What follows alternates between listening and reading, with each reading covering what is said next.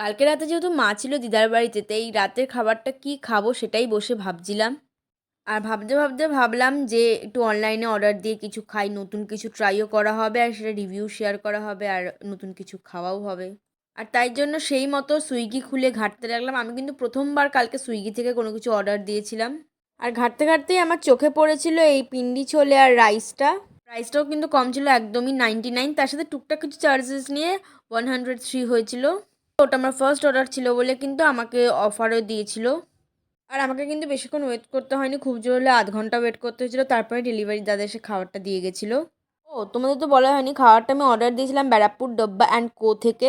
তো চলো খাবারটা এবার আনবক্সিং করা যাক আর রিভিউটা তোমাদের সাথে শেয়ার করা নিয়ে যাক। প্রথমেই তো আনবক্সিং করার পর দেখলাম ওরা একটা সুন্দরভাবে প্যাকেজিং করে দিয়েছে খাবারটা। এবার আসলে খাবারের কোয়ালিটি আর কোয়ান্টিটির ব্যাপারে।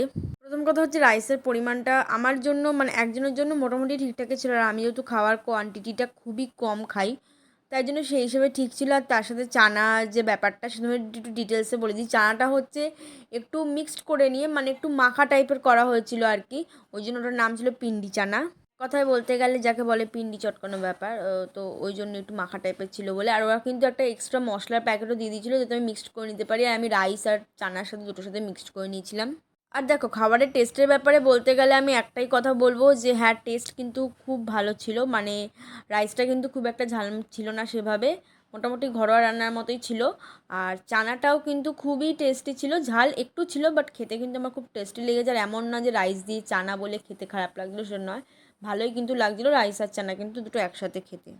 তাই তোমরা যদি একজনের জন্য অর্ডার করতে চাও তাহলে আমি নিঃসন্দেহে তোমাদেরকে রেকমেন্ডেড করবো যে ডাব্বা অ্যান্ড কো থেকে তোমরা কিন্তু এই আইটেমটা অর্ডার দিতে পারো। বাই, দেখা হবে আবার নেক্সট কোনো মিনি ব্লগে।